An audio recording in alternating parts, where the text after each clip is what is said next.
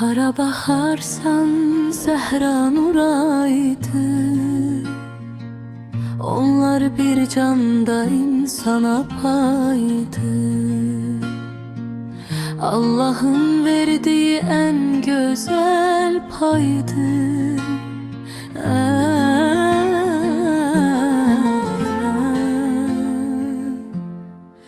Bacılar her zaman bir yerde olsun. Hayatın geminden, kederinden uzakta olsun. Arzum